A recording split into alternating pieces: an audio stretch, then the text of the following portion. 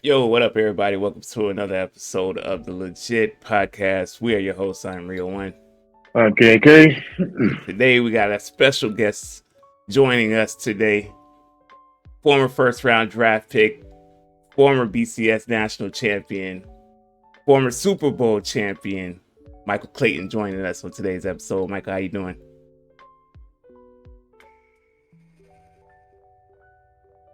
Rio, Big Kale, what's up, man? How y'all doing? Doing Good, good, good. doing good. Now, I gotta Can y'all be, hear me? I get this fine. Yeah. Yeah, I gotta be honest with the fans. We tried this last week, didn't go according to plan. So here we are again, giving it another try. Michael, nice having you joining us today. We appreciate you, giving us a little bit of your time. Now, as a former pro NFL athlete, former college athlete, we want you to just kind of take us down memory lane again. Tell us how you started off with the love of football and how you ended up, being a first round draft pick and playing in the league for the time that you did. Most definitely. First and foremost, man, it's an honor to be on with you guys. I'm always excited to see young brothers, move towards their passion, and always glad to support. So I appreciate y'all having me on. As a football player, man, it all started when I was a young pup, man. 7 years old. My whole family was from Mississippi. I had over 17 cousins. We played football in the pastures of Mississippi from sun up to sundown, in Big Mama and Big Papa's house, and their front yard and backyards and side yards and all of those things. And my younger cousins, we always played with my older cousins. It was just one age group, everybody against everybody. And my older cousins never took it easy on us. They kind of put that peyote on us, like we like to say, and made us tough.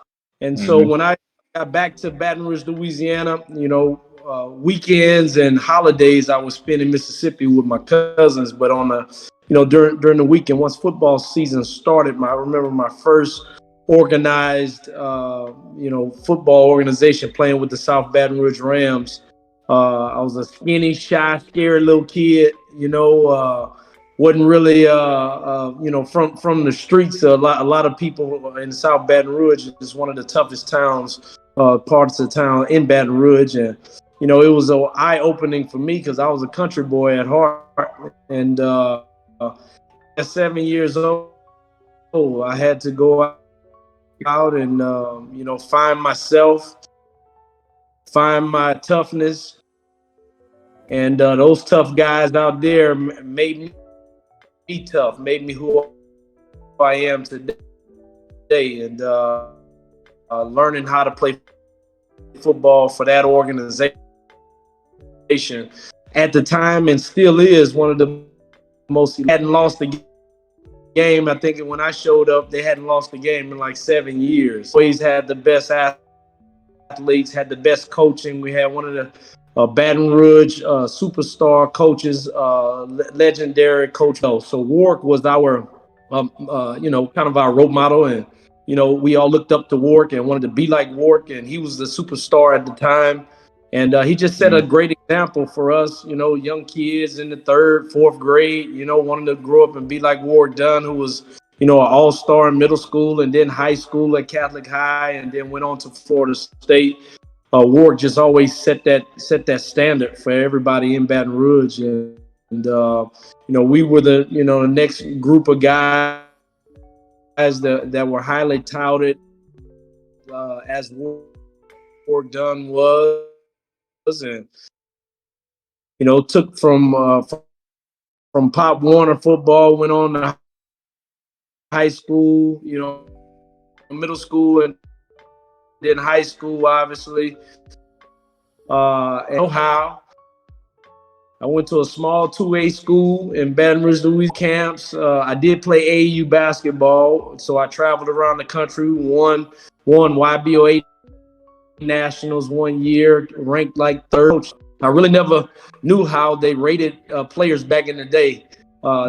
Social media wasn't like it is now, and Right. I was, it's one of those things where I guess I had favor, and a lot of eyes were on me in high school, and I dominated, played everything, played offense, defense, special teams, everything in high school, and I was recruited as such at LSU. I remember the day Bobby Bowden came to my house on a Saturday and spent the day with me, and I was going, my community really didn't support LSU at the time because we were from the black community, and LSU and Southern University, our HBCU college right there in Baton Rouge, they always had like beef growing up, and it was always a divided community. Where I was from, and nobody really took a liking to LSU, and the young inner city kids, they didn't recruit, and the black kids that did go to LSU from Louisiana, it didn't pan out. So they lost a lot of athletes to Miami, which is why Miami was so good back in the day. And like I said, lost Ward Dunn to Florida State, guys like Travis Minor and some other guys that were from Louisiana. And Bobby Bowden showed up, and I'm going to Florida State. And then Coach Saban, I didn't know who he was at the time. He called my dad and asked. He heard Bobby Bowden was in town on Saturday, and he called my dad and asked if he can come on that Sunday. And I had, back to back, and never had white people in my house ever before, And now one weekend, two white men come in my house, one carrying a Bible, and Bobby Bowden was a very spiritual man and kind of sold that and made me feel comfortable. And I was going to Florida State, and then Coach Saban shows up in khaki pants, a yellow undershirt, blue blazer with penny loafers, no socks, with a gold chain on. And who is this? Who is this cool looking white man in my house, man? Like, yeah. I knew who he was, and I mean, he sold himself so well. He spent the day with us, went to church with us, and he spoke to the situation. He said that he knows that the inner city kids hadn't been recruited at LSU, and he wanted to change that. He knew that that the community was divided from Southern University and LSU. He wanted to change that. And so when he spoke of those things, these are always the things that we talked about growing up as kids, but never really thought that we had the resources to facilitate that. So it was just, talking amongst friends and, how we wanted to better our community and things of that nature. And now here Coach Saban comes in, mentioning those things, and was kind of like it hit home. And so I paid attention to a lot of the things that he said. And he says, Mike, you can go to Florida State and you can win a national championship. And he says, nobody in Louisiana will care. He says, what I want you to do is make a 40-year decision, not a 4-year decision. You can come to LSU, win a national championship, and you'll never be forgotten. And I thought about that, and it sounded real good, and my eyes opened that day, and I really enjoyed sitting down with Coach Saban. We talked about winning the national championship. We talked about winning the SEC championship. And I just bought in. And he said that Mike, you're my number one guy. If we get you, we know all of the other 10 recruits in Louisiana will come because you're one of the top dogs. It was me and Marcus Spears at the time. And he said a lot of kids are going to follow you. And I got on the phone after that, man, and I called all of the top dogs in Louisiana and said, hey, man, change your plans. I'm thinking about going to LSU. What we gonna do, baby? And lo and behold, every top recruit in the state decided to go to LSU that year. Not necessarily because I went, but it was just a decision that I think it was in the water. It was a turning of the tide. LSU was losing a lot of Louisiana athletes, and for me to be highly touted, top 5 in the nation in my position. Top 20 in the nation all around. And when I decided to go to LSU, it created a buzz. And, everybody else, we had over 10 5-star recruits, maybe not four-star, 5-star recruits decided to go to LSU with me. And we won the SEC championship our first year. We lose to Tennessee in week 3. And then we come back, and Tennessee is supposed to go to the national championship if they beat us in the SEC championship. and we spoiled them. They were supposed to go to the Rose Bowl that year, 2001. And we came back and beat them in the SEC championship. And we're looking at each other like, man, if this team was supposed to go to the national championship, who are we? And Yeah. the following year, that to win an SEC as a freshman, I was the only freshman that started. I gained a starting position week 4, and the rest was history. Broke records my freshman year. Caught a lot of balls my freshman year. Me and Josh Reed was the Bolitnikoff winner of that year, and we were just became a dynamic duo. And I had to work hard to kind of climb that ladder because I had older guys, in my position. Seniors and juniors were there that were all conference the previous year. So I check, y'all ready? Yeah, we good. Yeah, All right, record on. Yeah, all right. yeah, we're good. We're good. So Yeah, yeah. I'll speed this up. All right, You deal. good?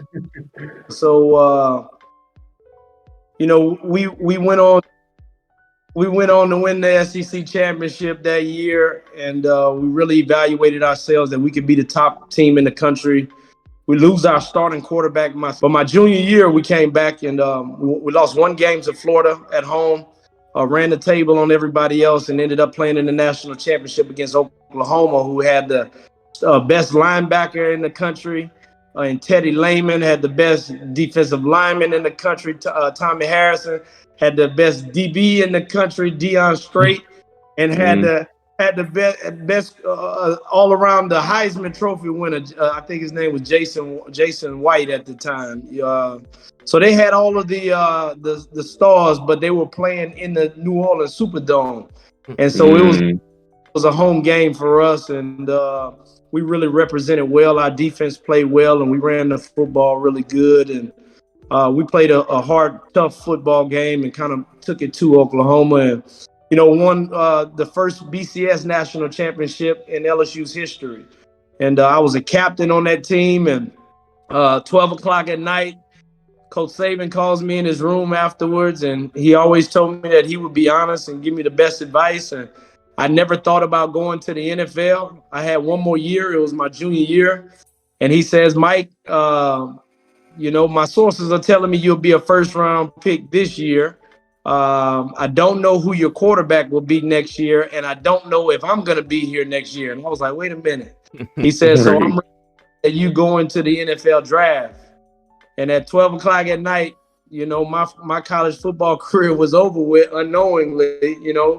And when I look back, I think that's why, I was able to be so productive, is because not once did I ever think about the NFL. I was just trying to be my very best, every practice, every play, starting on special teams, leading the SEC in receptions, making killer blocks and killer tackles on kickoff team, and just enjoying the moment. And if you look today, Coach Saban has kind of modeled every single team that he's ever coached after us, after that mentality which we brought. I wasn't the only starter who started on special teams. Me, Corey Webster, Marcus Spears, all of the stars that were on that team, we all played special teams. And when you look at Coach Saban's teams, his starters are out there on special teams, because we brought that mentality.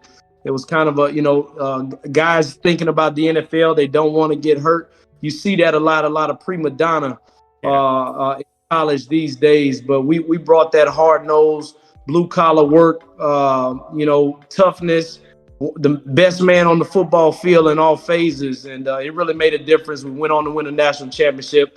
And then I forewent my senior year to go into the draft. And just like Coach Saban said, I was a first-round draft pick. Gathered with the family. My name was called, the 15th pick of the draft, to the Tampa Bay Buccaneers. I wore number 80 with the Bucks. Got a chance to meet John Gruden, who had won a Super Bowl in 2002. So the organization was fairly hot when I came, and that it all started from there. I was fully prepared to take on the National Football League. Had the 5th best rookie performance in NFL history.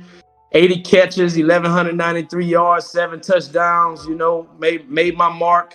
And then after that great rookie season, I had no other these seasons. I played 8 years total, but no other season compared to my rookie year. And the outside looking in, one would think that I was depressed and, bothered. But I was really learning how to live life and how to humble myself, and learning who I was as a person, who I was spiritually, and all of those things. During my down special teams and to find a way to build my talent that I had learned all the way back in Pop Warner. It served me well, when I needed it the most. When I was about to get kicked out of the door, I was able to show the coaching staff enough to keep me on board. I ended up signing a second contract, in the National Football League, 5 years, $25 million, when I didn't have the numbers, didn't have, all of the media was like, what are you signing him for? And all of this. Mm-hmm.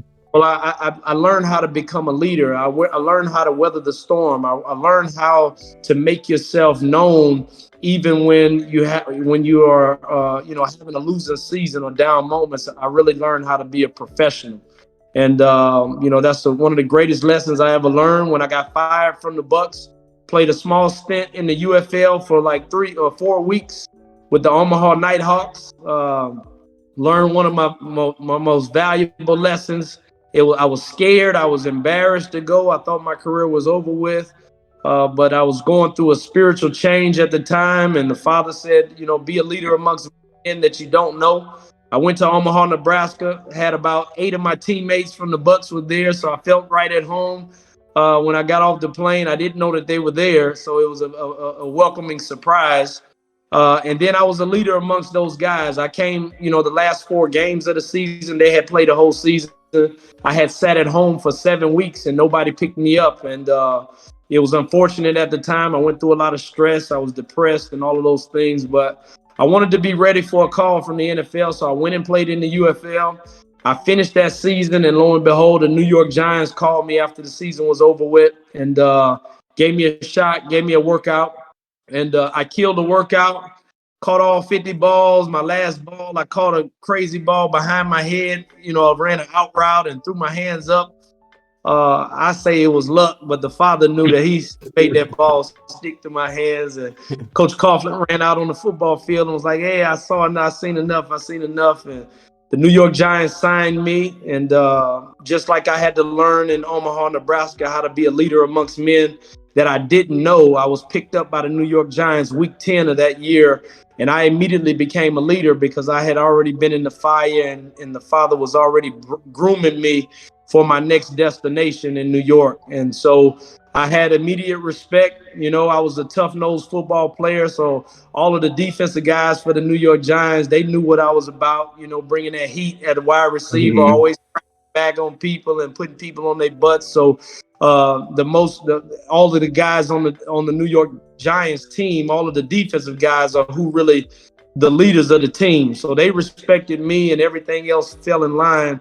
And I immediately became a leader. I played 2 years, made the team the next year too. We missed the playoffs by 1 game that year, came back, made the team the next year, made the 53-man roster. We make it to the playoffs, go undefeated in the wild card, and win a Super Bowl. So to go from, first round draft pick to 6 down seasons in the pros, being fired, into the UFL for a few weeks, being picked up by the Giants, having to sustain, as I played 2 years with the Giants, only caught 2 passes. Nobody does that. They kept me around because I knew how to be a pro. I knew how to work hard. I knew how to practice. I knew how to carry myself. And the Father had me there for a reason. It was a very delightful spiritual journey that I went on when I was in New York. And it was just it was a welcoming surprise. We talked about it week 4.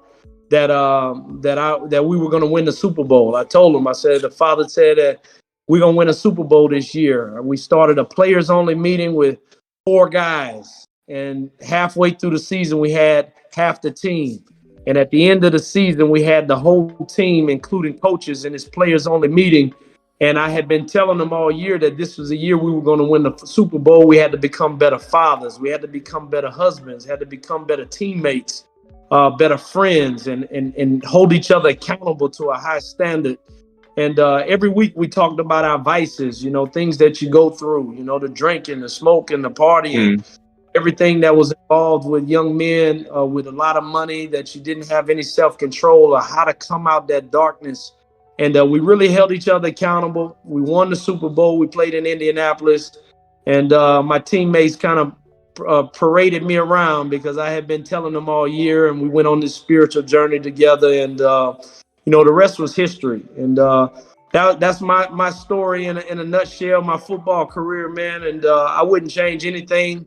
I wouldn't change nothing, man. My down moments made me who I am, and I'm so thankful that the Father strengthened me in those moments to be a good man and to strive to be a better man every single day. And made a lot of mistakes, had a lot of setbacks, but he strengthened me in a way so that I can continue to get back up. And now I stand before the world, 40 years old. I finally got it together. I'm built spiritually where I won't be moved. And I'm just excited about the career that the Father allowed me to have, man, and being able to share my testimony to the world. And we appreciate you for sharing that story with us, man. That's one heck of a story and one heck of a career that you had, man. Some people ain't fortunate enough, win a national championship, win a Super Bowl. It just doesn't happen to everybody, and you won it very few. That's it, man. At the end of the rings over there, I'll let the camera see them rings in a second. Now, winning both the national championship and the Super Bowl, I gotta ask, which one felt sweeter, though? Yeah, I get that question a lot, man. My national championship is my pride and joy. Being a kid from born and raised in Baton Rouge, being able to go to LSU. One of the greatest moments was when we won the national championship. Southern University won the Black College National Championship. So we had what they call a parade of champions in downtown Baton Rouge, where you had black and white people gathered by the millions in downtown Baton Rouge. I'm getting the chills right now because that's what it was all about. It was about going to LSU to bring our community together. And what better fashion to have your two top schools in the city win a national championship and then gather, people having barbecue and tailgating, and Southern University fans and LSU fans sitting together and loving on one another. It was one of the greatest moments I ever witnessed in my life, to see, Baton Rouge come together the way that it did. I got into a lot of fights and a lot of situations where you had to fight for the right to stand tall, and we did that. And we did that in love. We were made better men for it. And, not to say that that's how you handle the situation, but, you handle it how you know how to handle it when you're young and immature. And then you're able to come out of those things and grow to be a better person. But I was thankful to see that and witness that parade of champions in Baton Rouge. And I always tell people my national championship is my pride and joy. I feel that. Now, when you played in the NFL, was there ever anybody who you was like, man, I got to line up against this dude this week? I ain't trying to mess around with this guy. If I didn't hear that every week, I wasn't doing something right. There was never, I don't remember a game where a defensive back says to me in pregame, hey, Mike, man, don't be about that bull yesterday, man. Don't be about that bull crap today, man. Because they knew M80 was coming. I'm coming. Every play, especially if they're not throwing me the ball in the run game, I was a head hunter. That safety had no chance with me. I'm coming out that hole, I'm beatlining, and somebody going to the ground. Somebody getting a concussion, And that's just how I played the game. That's the only way I knew how to play, and that's how I remained in the National Football League for 8 years. I ran into Coach John Gruden just the other day, and I told him, and we had always had some beef, and I was very happy to have that experience just last week to kind of reunite with my coach and love on him and tell him I love him and kind of squash that old beef. And I said, you never had a wide receiver block like me. He said, Mike, I never have. He says, man, I still show your tape today, to this day. He said, man, when we played Atlanta one time, I just skull drug the guy through the back of the end zone, put him in the stands. Just did him something bad, and I always looked for that clip and never could find it. And he mentioned, I got that clip. I said, Coach, I want that clip. I want that back.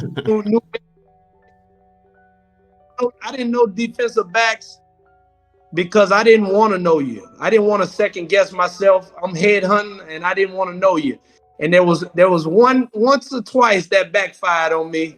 And I was going against Lawyer Malloy. Lawyer Malloy played with the Atlanta Falcons, and boy, that boy was bringing that thunder, and I had no idea. And I hit him one time. Got him the first time. And, it's Lawyer Malloy. I heard of the name, but like I said, I didn't really pay attention to people because I didn't want to second guess myself. Man, he came back. He wasn't worried about making no tackle. He ran straight through me, headhunt me. The play all the way over there. He could come. Wow! I said, "What, man? This brick wall out of here." I said, "Man, we can't do this all against each other." And from that point on, me and Lawyer Malloy were good friends, and we had. All right, I don't know if Kev got any more questions before we move on. I know you play wide receiver, so a majority of the time, a lot of people when they come in any sport, they got a person they looked up to, or they want to pattern their game after. Is that wide receiver? You was like, that's the guy I want to play like. We all grew up wanting to be like Jerry Rice. Rice was, my whole family went to black college, went to Corn State University, and Jerry Rice went to Mississippi Valley. So I grew up as a fan of, Walter Payton and those guys. But my main guy that I had a relationship with, because my uncle was an offensive coordinator at Alcorn State University, was Steve McNair. So I was a ball boy for Alcorn. So we would throw at halftime, and he would always give us his tape. And we would run home after the games because my uncle and aunt lived right off of campus, so about a mile away in a trailer. And so we would go take all of Steve McNair extra spat, and we would spat up our tape. And man, we wanted to be like Steve McNair. He was just such an electric football player. I think he was Heisman runner-up to Rashawn Salam. I think it was probably around 93. I think sometime around that year. But he was just the most electrifying player that I had ever seen in my life. And to be able to know him and him know me and call me by my name growing up as a little kid, that was just life-changing for me. And then to watch him dominate the NFL. When I got drafted, one of my first calls was from Steve, and he sent me. I still have his autographed football in my trophy case from Steve McNair when I got drafted. So Steve for me was always, that player that just dominated, and we saw growing up, and he was just so good. And we were at our family reunion when we got the news that he had been murdered, and it was a tough time for my family, because we grew up in family reunions going to watch him play. And then we were at a family reunion when we got the news that he had passed away. So, but Steve McNair was that guy for us. Like I said, we were all from Mississippi, growing up in Mississippi. He was from Mount Olive, Mississippi. And he did it big, man. He was larger than life in college football. And he took the National Football League by storm. Well, I want to give my condolences as well on that. So, Yeah. Now after football, you took all that knowledge that you gained learning playing football at the college level and pro level, and you're passing that on to the youth right now. You're coaching in Little League or Well, I coached last year. I coached high school football, so I became a Mm, head coach. It was a one and done situation for me. Mm. I kind of stepped because I didn't have a lot of support, and the father was taking me elsewhere. I'm in full time ministry in the highways and byways, not a pastor of a church or anything, but I get around and minister to people, and football just took. I never got home, before 11 o'clock. You know what I mean? It was always after 11 midnight, a lot of 4 a.m. Mm. Mornings, just to change the dynamic of that high school and their environment there. And having to be in, not I had coaches on staff, but they were all volunteer coaches in high school, so it was kind of, as the head coach, you got to kind of wash clothes, JV and varsity, Mm. and do a lot of things, so make sure that the team is comfortable for practice the next day. And it was just a revolving cycle that never ended all season and all year round, really, because football never really ends. So that was the deal, man. And we just I now just kind of train guys, and I've always been a speaker, a public speaker. So I speak to high schools and give my testimony at football camps, and I work national football players, football camps and things of that nature. But inspiring the youth is one of my passions. Always have been. I've been public speaking to youth since I was 18 years old. And when the Father gives you a testimony, He gives you that for a reason, for you to tell your story, and that's really what helps empower young people who want to follow in your footsteps. yes, sir. Yep. And you said you had a awakening in faith. Um, was there a moment in time where it kind of just happened for you, or you just woke up one day and you was like, you know what, this is where I want to be. This is what I want to do. Yeah, I mean, it's different levels to faith, and spirituality. The common person will say that they believe in God, and you grow up in church and you grow up praying, and sometimes you're only praying when you need something Right. or when Mm. something about to happen. And then I was always a faith, called myself a believer growing up, really big on faith, always in prayer.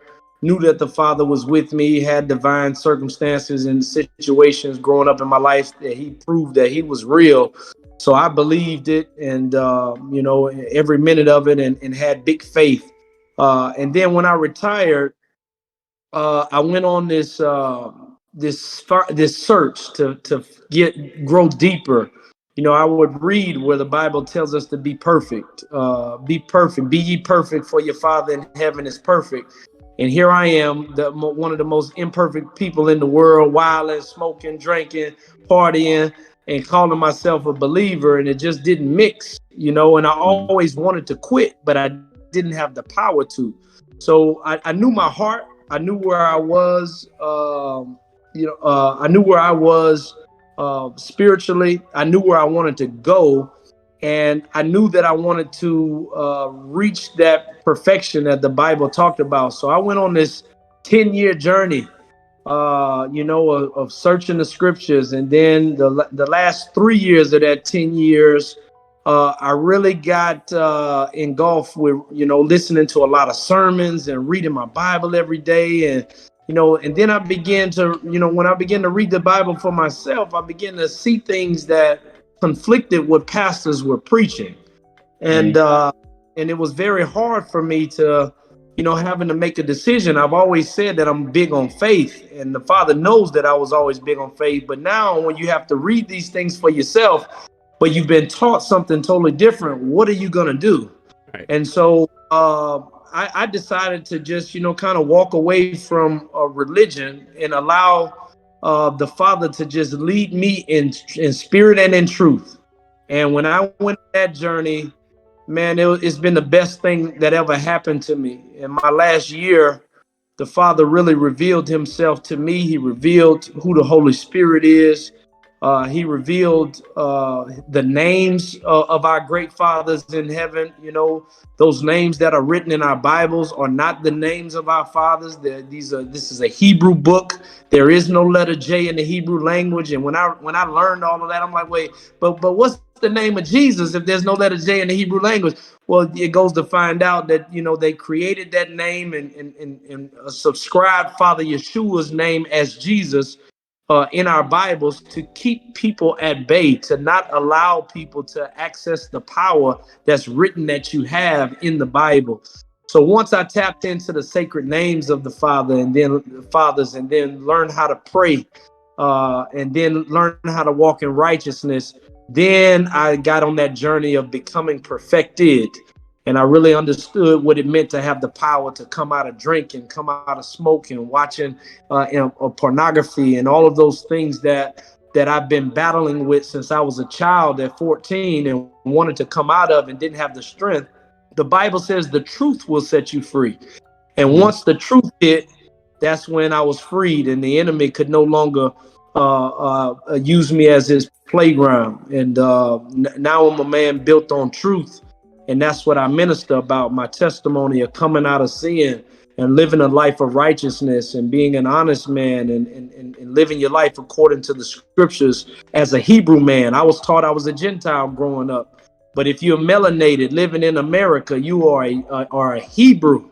And when I learned my identity, I learned that the Old Testament scriptures are written to me.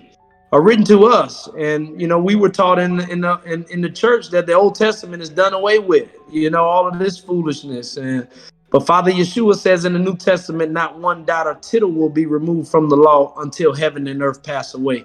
And the last time I checked, my feet hit this ground. So this earth is here. That means everything is intact from the beginning of Genesis all the way to the end of Revelations. And once you learn that truth, and you begin to live the life of truth as the Bible is written, your life changes, your prayers work, and the Father moves in a way where you will never go back to that old self. And I really understood what it meant, why our ancestors stayed in prayer, because they knew our great fathers' names, and the great fathers moved on their behalf many different times in the Bible. And we suffer from that today. Our society has always been at the bottom. Our generation, our parents' generation, our kids' generation after generation, we're marginalized, and we don't know why. It's because we're under the curse of Deuteronomy 28, what was created long ago. And the only thing that will pull you out of that curse is the truth of the scriptures. And I'm a living testimony of coming out of that curse and feeling and seeing what a blessing really is from the Father. And I got my business, I got a beautiful family, beautiful children, and being able to provide for them and minister, work on my own terms, make enough money to provide for my family and my children and my children's children and all of those things, and then prioritize the scriptures every single day and ministry every single day has been a blessing beyond my understanding. And I'm enjoying this journey that I'm on right now. You've taken that ministry and that testimony, and you've translated it over to the music. Oh yes. Yeah. So Kev shared the music with me. I've heard the music. It's a powerful message. Tell us a little bit more about that. Yeah, man. I was casted in a movie a year and a half ago, and it's called The Greatest Coach of All Time, and it was a faith-based movie. And one of the theme songs in that movie was a country song, very good song by Darren Taylor. But being a black man, there's something about music that moves my soul, and it ain't country, unfortunately. You know what I mean? So the Father said, make some music for your people. Right. So I made it, and I knew nothing about making music, but I did know that voice telling me to make some music, and so. The Father put the resources right in my path. I met a producer.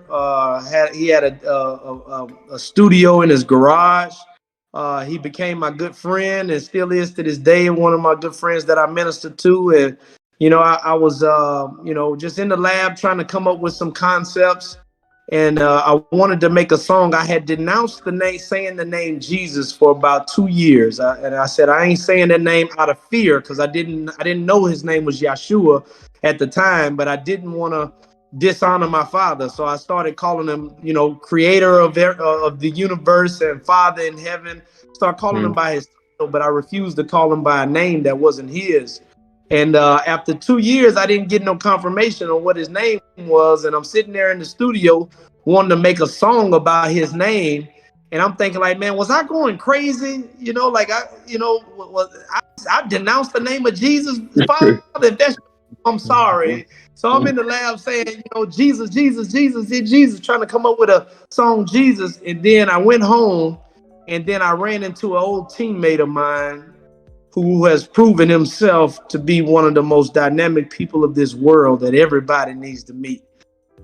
His name is Christian Hopkins. And man, everything that I had been searching for, and I ministered to this brother when we played for the Giants. But lo and behold, when I saw him ministering on Facebook Live, his knowledge surpassed my knowledge by 100-fold. And I was like, what got into him? That's what I've been looking for. And in about 10 minutes, when I saw that live, he taught me the Father's names. I reached out to him. We reconnected, and we've been like this ever since for the past year and a half, every day ministering, hearing from him, and just communing with him and things of that nature. So once I learned the Father's names that night, I went back into the lab, and the Father made that happen. I went back in there and I made that song that you may have heard, Names Made Known, and on the album. And the whole album was just inspired by the truth of the gospel. Every word that's spoken is in scripture. Those who know the Bible, you'll hear these scriptures in musical melody and in lyricism and all of those things, and creative writing. The way the Father gave me the lyrics to write, I just would write a sentence, write a word, write a line, and at the end I would have a bunch of jumbo, and then he would have me, then I put it all together. And what the music that you heard is the end result. So I know that not knowing how to do that, and the Father putting that together, and for it to be likable to people who have probably don't listen to that type of music. I know that there's a purpose for it. The name of the album is The Real 444. Shots fired at Jay-Z. Yes, it is a shots fired. All right, the Real 444. And it's going to be dropping any day now, man. We just got everything mastered, and I'm excited to be a part of that project. Hey, you say shots fired at Jay-Z. I like, is there something like about Jay-Z that just kind of rubs you the wrong way, or like? I mean, he's just a very demonic person, what I mean? And when you know the truth of the gospel, and when you know how the world operates, in the Illuminati and things of that nature, and things that are the hidden powers and hidden mysteries of this dark and evil world, that there are some powers that be. And he had a play on the 444. He calls himself Hova because it's a play on words as the Elohim. The Elohim's name is Yahovah. And he calls himself Hova because he understands the mysteries of the Bible, and he kind of mimics and mocks the truth of the scriptures. So as great as he is for the world, there's one greater than he. And so this is to show people that the Father gives every man his gifts, and how a man chooses to use that gift is on him. Right. And obviously he's went down another path, and he's captivated the world, and we're trying to take some of that back. Wake up our people by sending them shots to them. Right. Hey, for those who are listening, you guys should listen to the album. There's a powerful message in there, some truth telling in there. We'll be sure to link that in the description down below.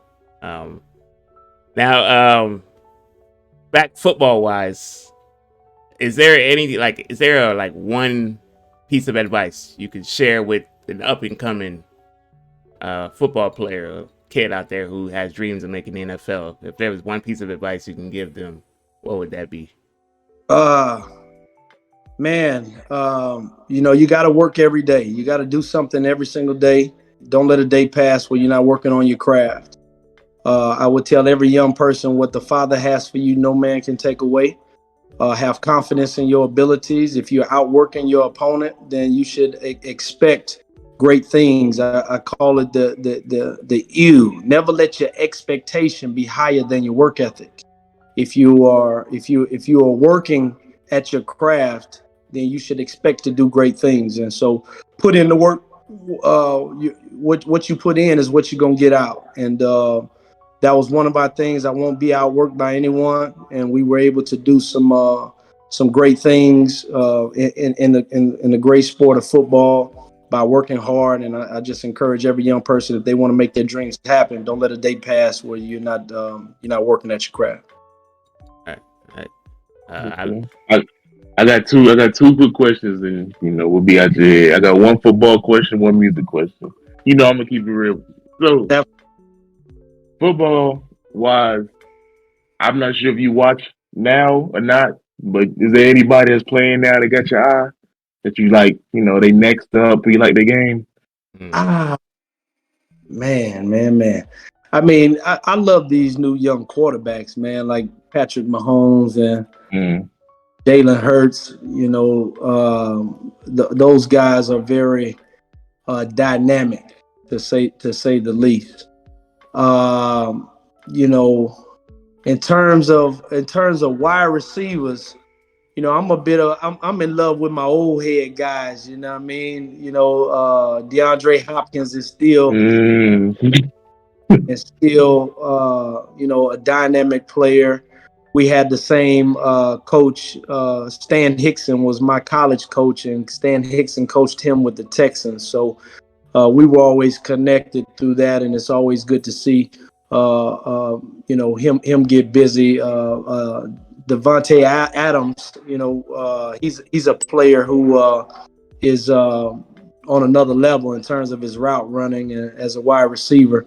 I like to see him get busy. But my LSU guys are really lighting it up, man, and it's always good to see those guys do well. Jefferson with Minnesota, and my boy Jamar Chase down with the Bengals, and Joe Burrow. So, spent some time with those guys, and very thankful that my class made the decision to go to LSU to make it popular, to set the table for those young men who came after us, and went to LSU and continued the great legacy that we were able to create. And to see those guys do well, especially guys like Jefferson, who were kind of people would say undersized, but when you look at the top rookie performers in NFL history, you got 6 LSU players on that list. Top 7, 6 of them out of LSU, and I had to be bumped by some of my other LSU guys. Hopefully Odell Beckham gets his opportunity again and kind of be a great player that he is, man. And we've had some. I always enjoy looking at my LSU guys, do well in the National Football League. We've had a few as of late. Okay, and my last one for the music question. So a lot of people that have your mindset, quote unquote, whether it's real or fake, are sometimes afraid to speak out. Whether it be they're afraid of the backlash they may get, or they may lose some followers, or whatever the case may be. And I just want to say, first off, I appreciate you for not being afraid of any repercussions that may come with your belief. Oh yeah. Well, it's got to happen. The Bible tells you that you're going to be persecuted. They killed Father Yeshua because the gospel, he came preaching truth. The most religious people in the world killed him. And if the gospel that you preaching is not shaking or ruffling feathers of the most religious people in the world, then you don't have the truth yet. Right. So absolutely, I'm honored to be persecuted. I'm honored to be criticized and talked about and called crazy. Because that's what it's really all about. That's when you going down that right path. The Bible says, wide is the path that leads to destruction, narrow is the path that leads to salvation, and only a few find it. So that narrow path becomes those who stand boldly for truth and are willing to face the world in its persecution. Absolutely. That's true. So my question you is on this upcoming album, The Real 444. Most artists, when they drop an album, they have a favorite track, whether it be a backstory or the lyrics they wrote, whatever. What's your favorite track or you most excited about on there? Man, they got a lot of heat on that album, man. They got a lot of heat. I would. I would create a song and I would say, "Oh, that's my favorite song." Then I'll do another one. "Oh, that's my favorite song." Then I'll do another one. I'll kind of give you three my top three because they're three different dynamics of this album. My number one would be "Pray to Yah." People who are looking to have the Father hear your prayer, first you got to know his name. You got to know who to pray to. We pray to Father Yah through the name of Yahshua, and we confirm our prayers through the name of the Holy Spirit, whose name is Jehovah. So when I wrote that song, Pray to Yah, it was a educational song for people how to pray, and that beat really hit me. And there's some lines and some bars in there that's quite fire. When I say the Spirit and Truth, the book of John. You read about in John 4:22, those who worship the Father will worship him in spirit and in truth. And so the book of John tells us that. And so there are a lot of puns in that song that I really enjoyed the Father bringing to me, and enjoyed that. So Pray to Yah is one of my number ones. And then I got Mount Up was one of my hardcore songs that I wanted to go into the hood and kind of pull our people who were engulfed in gang banging and that nature, and tell them the reason why have that mentality is to go to war, to be strengthened to fight the spiritual war that's coming. And that spiritual war will involve a fleshly war too, because there are demons. Those demons have to occupy a fleshly body, and you're going to have to go to war, and it's coming, the scriptures say. So I wanted to educate my brothers on why they have that mentality, so that they can turn it from against your brother into the enemy, and so up is about, you had the mentality of mounting up to go kill your brother, but now you got to mount up and go to work for Papa Yah. And so that's one of my favorites. And then my last one that really shakes the feathers, and we came out. I released this one first, and we released the video. Y'all go on YouTube and watch the Bloodthirsty, Michael Clayton Bloodthirsty on YouTube. Watch that video, because that shook the city up. I'll be sure to link that too. Yeah. That shook the city up. And we really have some things in that video that's speaking truth, and we talk about a lot of things in that video. We talk about a lot of things in that video that are very, very important, and it's truth, and they're not gonna like it. You know what I mean? They're not gonna like it. So what it is. All right. Well, man, we appreciate you, man, for spending time with us, sharing your story, sharing your faith with us. We just appreciate it, man. Is there anything you want to share with the people before we head out of here? No, man. Just stay encouraged.